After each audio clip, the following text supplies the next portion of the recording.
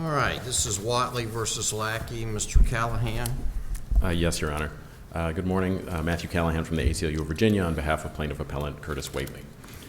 The First Amendment presumptively binds government conduct, and the government speech doctrine represents a narrow exception from that for cases where the government is required to express a view or a message in the implementation of its program. The personalized license plate program created by Virginia here does not bear the hallmarks of the government speech doctrine. They opened it up for drivers to create their own personalized message, and drivers have taken advantage of that to the extent of 930,000 plates circulating with personalized messages requested by over 11% of the drivers in Virginia.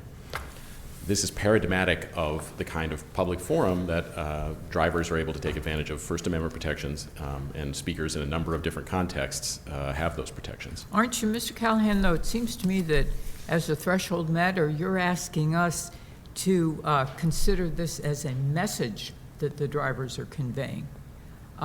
Why isn't this simply an action by the government to say, if you want to substitute your own identification for the government-issued alphanumeric identification, why isn't it simply a substitution of identification? Why is this necessarily a message?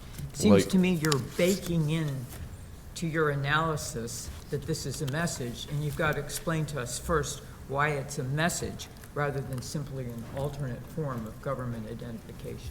Yes, Your Honor. Well, I'll note that in the beginning, the personalized license plate program itself identifies these as messages and states that drivers can request their own message. That's the language the government uses to refer to the personalized character combinations. Right, but here. I'm asking you why it's a message as opposed to simply an alternate form of identification on the government plate.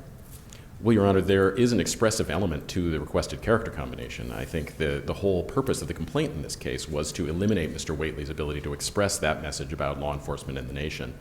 And the burden is actually on the government in a government speech case to show that it was expressing messages through the medium that it's using in order to take advantage of the exemption from the First Amendment, whereas a private speaker is presumed to have First Amendment rights. So I think it's a reversal of the burden, first of all, to say that Mr. Whateley has to demonstrate that there is an expressive element to his message, but I think that's clearly present here. And the Supreme Court in the Mattal case pointed out that the brevity of trademarks, for instance, was not incompatible with the determination that those trademarks were expressive in nature and were able to take advantage of the First Amendment. So we're dealing here with, again, like a series of characters and numbers that had great deeply personal meaning to Mr. Whateley, as he's alleged, and were perceived as having that meaning by the complaint, and indeed were actually revoked by the government on the basis that it expressed content violating their guidelines, which again depends on the government interpreting those license plate characters as expressing a message. So I think all across the board we have a message, we have Mr. Whateley's message that's at issue in this case. And while this case shares some aspects with the Walker case, which considered license plate designs, that is the graphics and the slogans that states place on license plates, it also is meaningfully different for purposes of the factors of the government speech analysis. And I'll just walk through those factors quickly. There are the history of the expression at issue, the public's likely perception of the expression at issue and who was speaking, and then lastly, whether the government directly controlled or shaped the expression at issue. All three of these differ meaningfully from the Walker analysis that the district court and the commissioner rely on here. Under the history of license plate designs as opposed to character combinations, there's a rich history of states putting their own messages on license plates, including through legislative acts, through commissioning designs from private parties. And that history guided the court to find that the private third-party submitted designs on the license plates would not be distinguishable from both a reasonable person's perception of the license plates and the history as being different from those designs. For example, the state itself, through the legislature, commissioned a license plate that said Mothers Against Drunk Driving to celebrate a local community group in Texas. But a third-party submitted design submitted to the license plate program that was at issue in Walker celebrated the Rotary International Club. From a reasonable observer's perspective, they wouldn't know whether a plate celebrating one civic institution was requested by a personal driver and therefore private speech, or if it was commissioned by the legislature and therefore was paradigmatic state speech. In this record before this court, there is no expressive dimension to any license plate character combination requested by the state of Virginia, either now or all through its history of issuing license plates. The license plate functions merely as a kind of fingerprint to identify the vehicle. And fingerprints themselves, of course, are not expressive speech. Well, Walker was, I believe, that was a 5-4 decision. Yes, Your Honor. And then the Supreme Court in Tam went on to say that Walker is the outer limit of the government speech doctrine. Yes, Your Honor. And this certainly exceeds the boundaries of the Walker decision. In Walker, we were dealing with 350 license plate designs, and that's the entire number of license plate designs. That includes all of the ones that were issued by the state, in addition to those that the third parties submitted through the private program. Why do numbers make a difference in terms of the analysis? Because the Supreme Court has said they do. In both Summum and in Tam, the Supreme Court found that the number of elements there was relevant to the analysis. In Walker, it said the precise number is not dispositive. But nonetheless, in Tam, the court considered that there were over 2 million trademark entries in the Federal Registry and found that that mitigated against a finding of government speech because the government was babbling prodigiously, it was contradicting itself. It was hard to imagine the government meaningfully intending to communicate every one of those 2 million messages. We have nearly 1 million messages here circulating on the streets right now, and that's not including historical plates that were issued before, the plates that might be issued subsequently in the program. So this certainly looks, in orders of magnitude, much more like the babbling of Mattal in Tam versus Tam than it does the limited number of license plate designs in Walker, the dozen monuments in Summum, and the other cases where the government has found, the courts has found government speech. I'd just like to briefly address the control element here, because I think there are meaningful differences there between the Walker analysis and the analysis of the Virginia's program. So the Walker guidelines that the board was using to issue the personalized license plate designs in Walker had much more discretion baked into them. They were allowed to reject any plate that was offensive to any member of the public, which is a searching inquiry into the content of the license plate. The guidelines in this case are much more mechanical. They involve terms of art like The profanity. outlines here are much more what? I just didn't hear what you said. Mechanical. They are terms like excretory, profane, obscene, terms that have like a legal meaning that the board can use to determine the boundaries of when it's going to exercise its discretion. The board is not being asked to make independent determinations about whether or not a license plate is appropriate. In Walker, the board that was approving the license plate designs had public hearings at which they took evidence. They received letters from legislators about whether or not plates were important, and they made their own determination about whether offensive plates should be issued. For instance, there were public objections to the Buffalo Soldiers plate at the same hearing where they rejected the Sons of Confederate Veterans plate. Yet the board decided to issue the Buffalo Soldiers plate and reject the Sons of Confederate Veterans plate. So what are you saying about the exercise of discretion, that there was more discretion being exercised in Walker or less? Yes, Your Honor, more discretion. So the standard for this third element of the government speech test is that there has to be actively, the government has to actively have controlled or shaped the speech. Again, the shaping seems to happen in the court's analysis at the stage of the creation of the speech. So in Shurtleff, they found that because the private parties had created the designs on the flag, that was the shaping of the expression. That's clearly not present here because the private people who request the license plate are the ones who choose the characters and the numbers that go into the personalized character combinations. But the question of whether the guidelines themselves are enough to create active control over the speech is what the government's asserting here. That's what the district court relied on. And I'm just pointing out that the guidelines there do not actually control the content. They don't invite the board to be a judge of whether or not the content is appropriate in the way that the Walker guidelines did. Can I ask you a question that's I guess, somewhat related? Which is one of the things that strikes me about this case is that the government speech question is maybe harder than the second question, which is assuming it's private speech. How does the forum analysis come out? And I guess I'm just trying to figure out what the end game is here and what's really at stake, because isn't it, I know you want us to put off the public forum analysis, and I understand all the reasons why that makes sense. I'm really just trying to figure out what is at stake in this case. And is there really any chance that the state couldn't prevail just by saying, fine, it's private speech, and we've opened a non-public forum on our license plates, and we don't let people use the F word? Is that not a reasonable and viewpoint neutral kind of a restriction that you could use in a non-public forum? Well, again, I'm aware you're Honor knows this, but I just have to emphasize that's not an issue that's briefed before the court. There are no facts, et cetera. Totally understand, yes. I really am just trying to figure out how much turns on how we answer the threshold question here. Yes, Your Honor. Well, again, the license plate itself does not display the entire F word, and In the District of Delaware case, the Overington case, they dealt with a license plate that had F cancer as the statement on that license plate, and it found that it was actually protected under the First Amendment in a public forum analysis. So Okay. whether or not Mr. Whateley prevails, it's at least colorable for him to proceed under a First Amendment standard and be allowed to make those arguments in the district court. And that also, the legal standard under which these license plate programs are evaluated obviously makes a difference not only to Mr. Whateley, but to any driver who wants to request a personalized license plate in the program. If it is government speech, nobody would be allowed to complain about viewpoint discrimination or anything else. The government could really arbitrarily deny plates and come to any number of invidious determinations about what kinds of plates it's going to issue or deny. So at the end of the day, what you want now is a holding that this is not government speech and a remand for a public forum analysis. Yes, Your Honor. I think Mr. Whateley has, would like to develop facts both about the nature of the forum, because that's I'm not I'm hearing sorry. for some reason. Just repeat that sentence. Absolutely. Can you hear me better now? Yes. Mr. Whateley would like to develop facts both about the public forum analysis, the level of public forum that is at issue here, and I think another factually based determination that would be relevant is whether the government is equally enforcing its guidelines against all speech. So, for instance, if the F word is allowed in certain kinds of license plates but is only censored when it criticizes law enforcement, that could be an issue of viewpoint discrimination that depends on a full record in order to uncover. But the district court didn't get into any of that, and we don't need to either.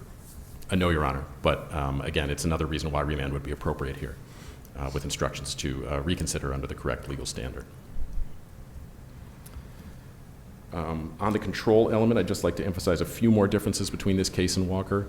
One is that the driver here requests that the license plate character combination be displayed and that the character combination disappears as soon as that driver stops wishing it to be displayed. That's different from the Walker designs, where the government actually took ownership of the designs in question, continued to offer them prospectively to any driver who requested them, even if the third party who submitted them went out of business or subsequently wished that they hadn't submitted the design. Ownership had transferred and the government was making its own speech by making those license plate designs available.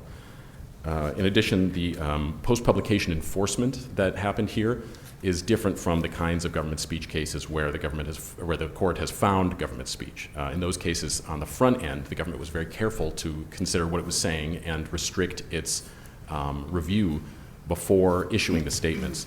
Here, Mr. Whateley's requested license plate was actually issued to him 3 separate times. First, when it was initially requested. Second, when he requested that they fix a typo in it, which omitted the ampersand that he wanted. And a third time when the government failed to notice that it had put in a hold order on the plate itself. And if the government is really claiming that it has a compelling interest in expressing a message or a view through these license plates, this kind of loosey-goosey issue it first and wait for public complaints posture is simply incompatible with that interest in the government making a statement. With that, I'm happy to assist the court on any other questions. Got anything else? Barbara, you okay? All right, thank you very much. Thank You you. have some rebuttal time. Mr. Taylor?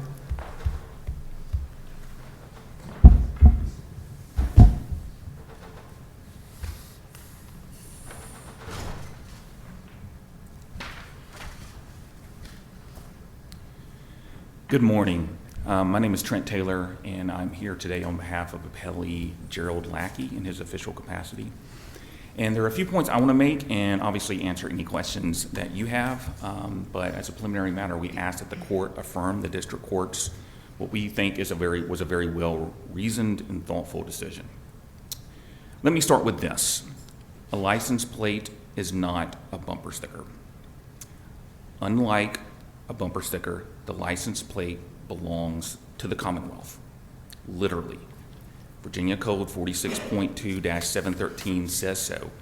The license plate, contradicting this point that opposing counsel just made, the license plate always is owned by the Commonwealth. I don't see why that looms so large for you. I mean, all of these public forum cases are about government property that has been opened in some sense to at least a contribution by private individuals into the kind of speech that takes place on that government property. So how much I'm not really seeing how far that advances the ball.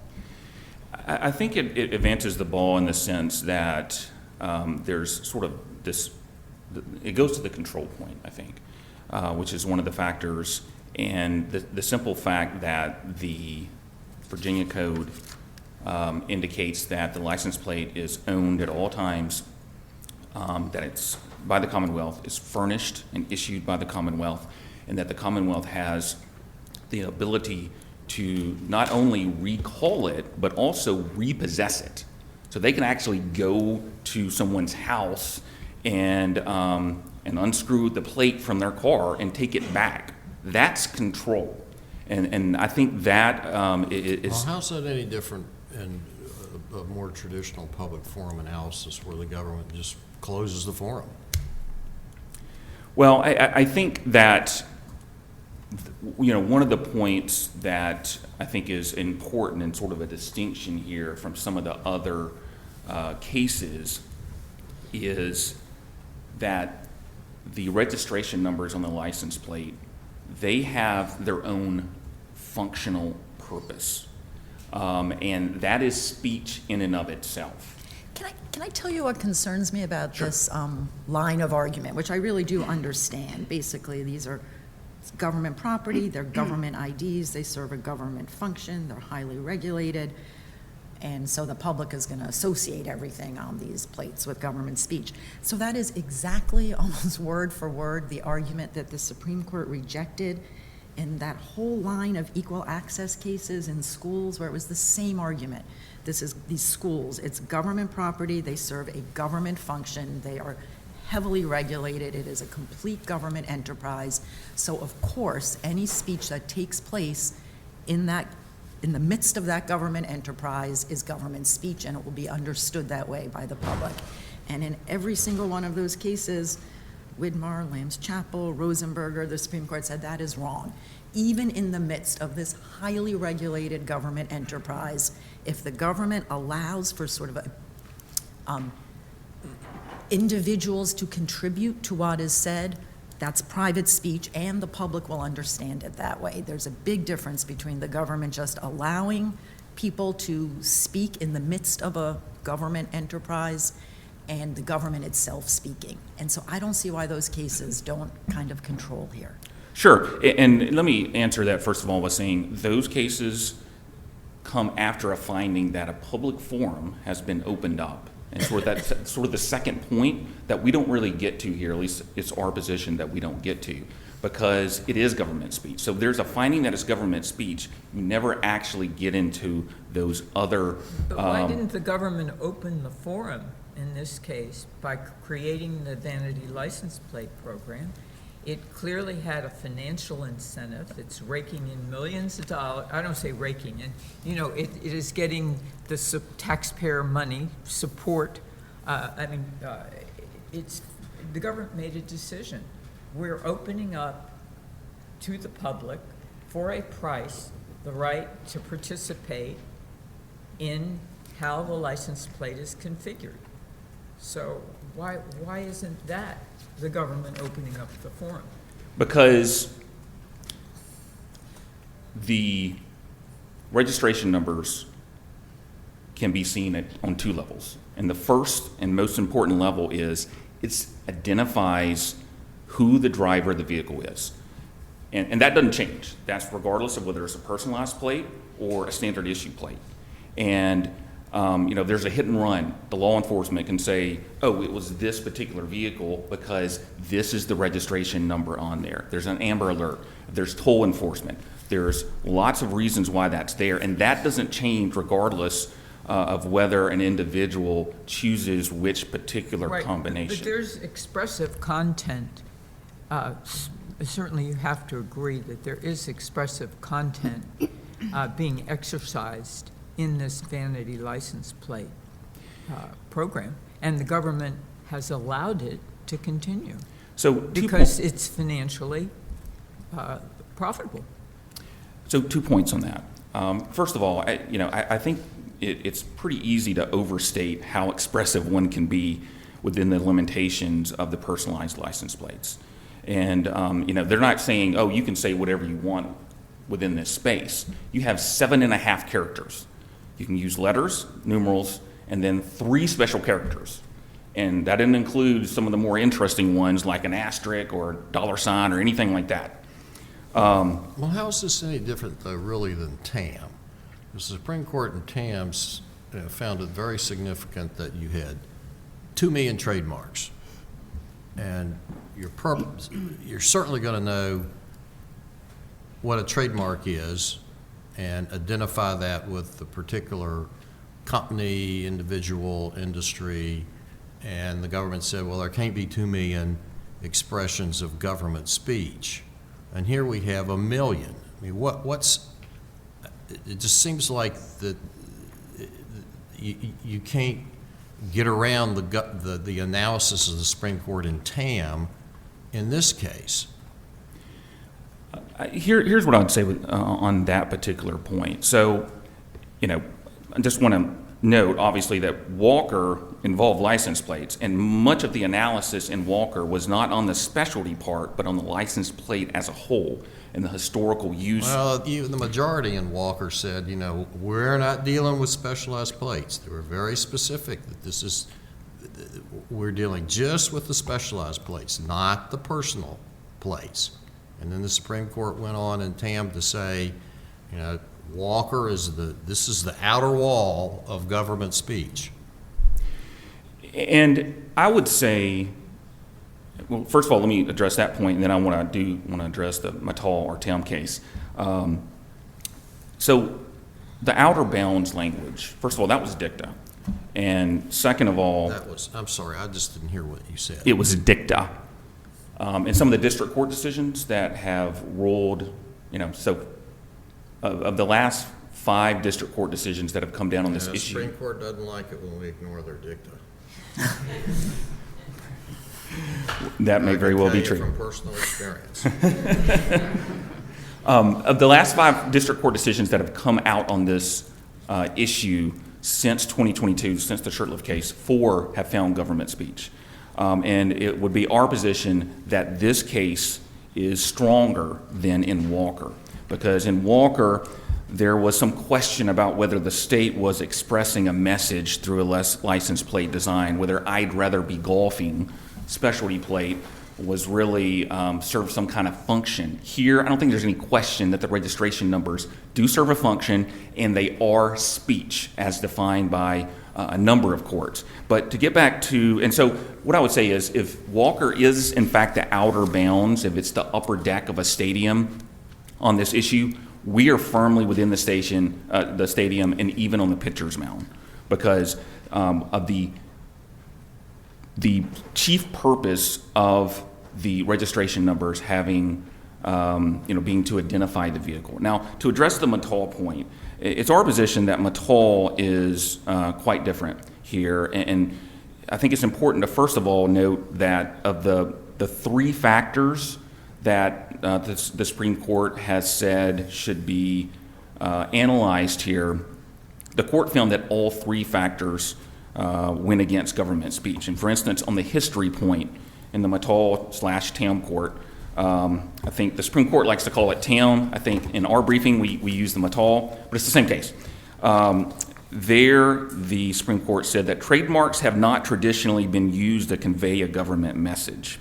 And it contrasted that with Walker, which said license plates, not specialized license plates, but license plates are not traditionally public forums for private speech, and Texas license plates have traditionally been used for government speech and are primarily used as a form of government ID and bear the state's name. That's what Mattal said. Now, on the second factor, which is the public perception, Mattal said that there is no evidence that the public associates the content of trademarks with the federal government. And it contrasted that with Walker, which says Texas license plate designs are often closely identified in the public mind with the state because Texas license plates are essentially government IDs. And issuers of ID typically do not permit the placement on their IDs of messages with which they do not wish to be associated. And then on the control front, which is where most of the analysis was in the Mattal/Tam case. The court noted that the government does not edit the marks at all and that registration is mandatory unless it runs afoul of the disparagement clause. And that was sort of the issue there. But I don't understand how this case, I always thought that the third prong of the Tam case was very difficult for you because the argument there was, look, they screen for disparagement, and that shows control, like they have editorial control over these marks. And that seemed to me very parallel to the argument you're making, that, look, we screen for obscenity and excretory functions, and so we have the same kind of editorial control. And if that wasn't sufficient in Tam, why is it sufficient here? Well, I certainly recognize at a surface level that it's easy to sort of say, yeah, it's pretty similar. But I think if you actually look into it a little bit more, I think it is quite a bit different. And part of that's because on the trademark front, the PTO makes clear that registration does not constitute approval of a mark. It's really only on disparagement, whereas the control that the DMV exercises here, they first of all can find the possible combinations of characters, and they really do edit and shape the message because, if you're trying to put in what you want for your personalized plate, it will reject it if and there's a sort of screening process that will not allow you to select any number of combinations. I'm sorry, and that's different from Tam because there was no sort of kind of in Tam you can get a mark whether or not it's disparaging, and then... Well, it's reviewed, but it's really reviewed on a very narrow basis, which is just disparagement, whereas here we have the guidelines, which identify any number of reasons, and certainly I know that the other side has tried to minimize those, but it certainly goes beyond disparagement. I mean, I think that what I find very hard about this factor, I guess, and I think what the court was kind of reacting to in Tam, where they said, look, the fact that you screen for disparagement doesn't really answer the question here. And the question we're trying to decide, right, is whether the government is speaking on its own behalf through a third party or whether the government is regulating the speech of third parties. And so it's hard for me to see how the fact that the government is regulating the speech answers that question.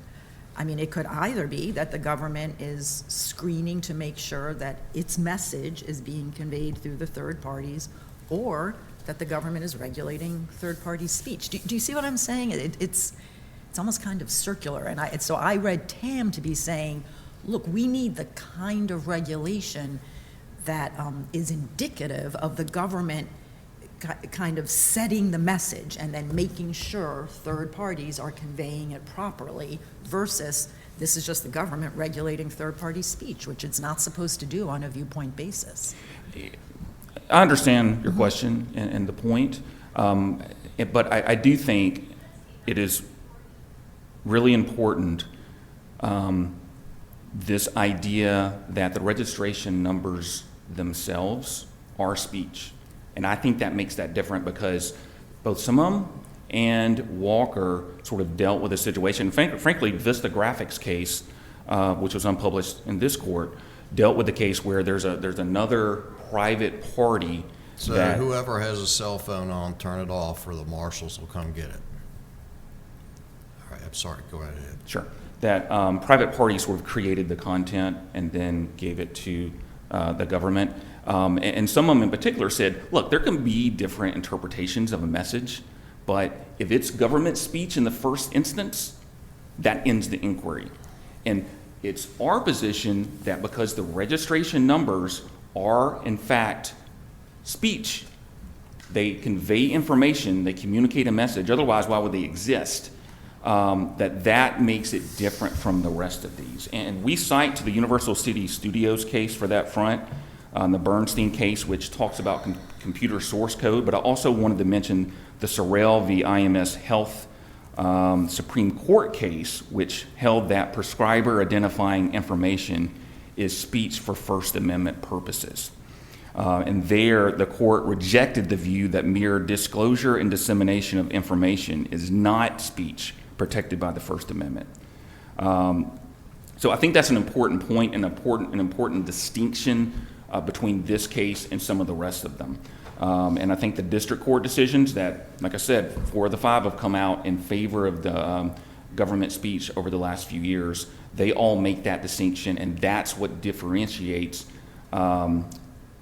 their holdings from some of the other district court cases that have held. While I have you, can I just ask you a question that is, I guess, the mirror image of the one I asked your colleague? I am just really thinking a lot about how there's sort of 2 questions in this case. Is it private speech, and then if so, can it be restricted the way the state did here, consistent with public forum doctrine? And I guess I'm just curious, so Virginia wants to kind of take ownership of, what is it, like 900,000 personalized plates running around? Like, the state's position is, no, that's our speech. So for 1 year, we were telling everybody FTP. That was Virginia speaking. And we also want to claim as our own all 900,000 of these messages. Why wouldn't it be a little bit easier just to say, fine, it's private speech, but we win under the public forum analysis? Well, I think they do take ownership of it, but not the message that's FTP. They take ownership of, this is the vehicle. If you don't take ownership of the FTP message, I don't understand how it's government speech. Well, like, isn't that the very definition of government speech? This is the government's message, and it's being conveyed by a third party. The government is allowed to send its message through a third party. This is where I think the guidance in some of them is very helpful, because it said and sort of dealt with this situation where you have a public monument and different people may take away different messages from it. And I think that's what's happening here, because... So it is your speech, but FTP could mean a whole bunch of different Yes. things, so you don't have to take ownership of all of the possible That's messages, exactly right. is what you would say. And Okay. FTP, when I first saw that license plate, I didn't know it was personalized plate, because there's no distinction between personalized and non-personalized plates on a Virginia license plate. And I just assumed it was, randomly selected. And I think that's what most people would likely think. And the chief purpose of that is to say, So why would the public think that a plate that has Tom or Mommy, or that's government speech? The government speech is, if this person is in a hit and run or they go through a toll, then the driver of this vehicle that can be identified as TOM, that's who will get sent the photo toll enforcement. Or the officer radios in and this is the person who did the hit and run. I think I'd asked this before. I don't see the difference between that and the trademark. I mean, you can identify where the trademark came from. The trademark, I think if you look, and like I said, I understand that point at a surface level, but I think if you actually go through and look at the distinctions where there is no ownership of a mark, the government never takes ownership of a mark. Whereas here, the license plate is very tightly controlled in every form and fashion, including the fact that they have their own review board, a 10-member review board that determines when a plate can be recalled. So I think there is distinctions between TAM and here, and that Walker is much closer and really governs this case. See that my time is up. Thank you, Your Honors. We ask that you affirm the district. Thank you, Mr. Taylor. Mr. Callahan, you've got some rebuttal time.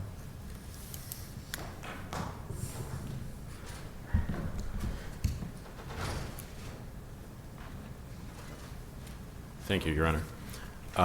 Just a few points in rebuttal. To begin with, while the recent trend that opposing counsel spoke of does have some district courts going against a finding of private speech for these personalized license plates, the overall majority of the courts to consider the issue is still in favor of a finding of a public forum for private speech here. So I wouldn't want to misrepresent the weight of the authority as going against a finding of private speech here. That is what the majority of the courts to consider this issue have found, even after Walker was issued.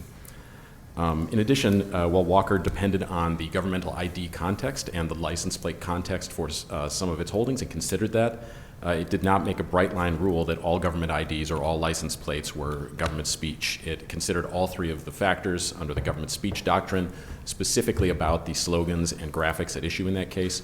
We're asking the court merely to follow that precedent and examine the specifics of the personalized license plate program in this case. Just like Shurtleff moved from a general history of flag flying programs generally to the specific flag flying program at issue in that case, and found that that factor did not favor the government under the more specific analysis. Opposing counsel attempted to distinguish the trademark registry in Mittal on the basis that the government did not edit trademarks and that there was mandatory registration. We would submit that that's the same fact pattern here. The pre-screening, the automatic pre-screening that does not allow people to request certain numbers is no different from the automated filters that the Seventh Circuit considered in the Krasno versus Mnuchin case we cite to.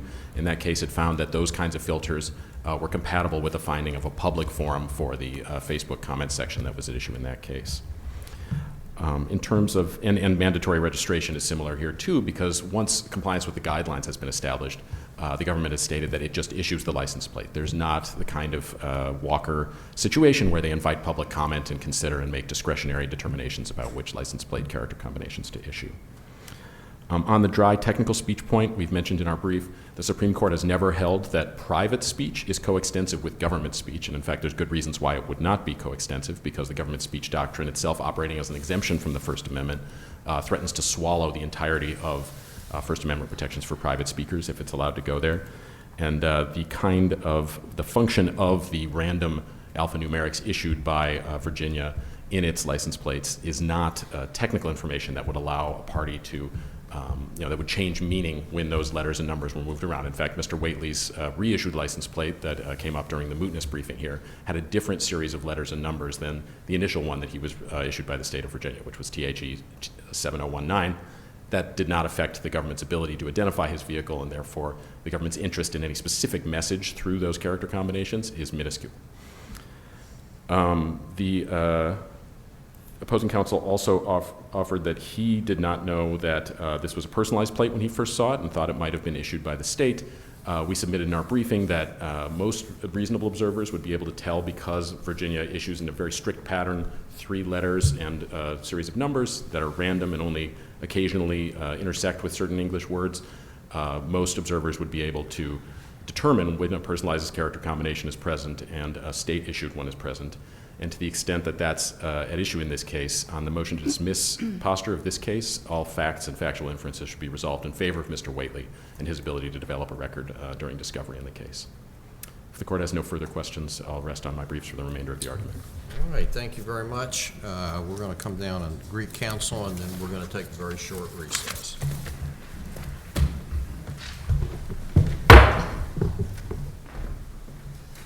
This honorable court will take a brief recess.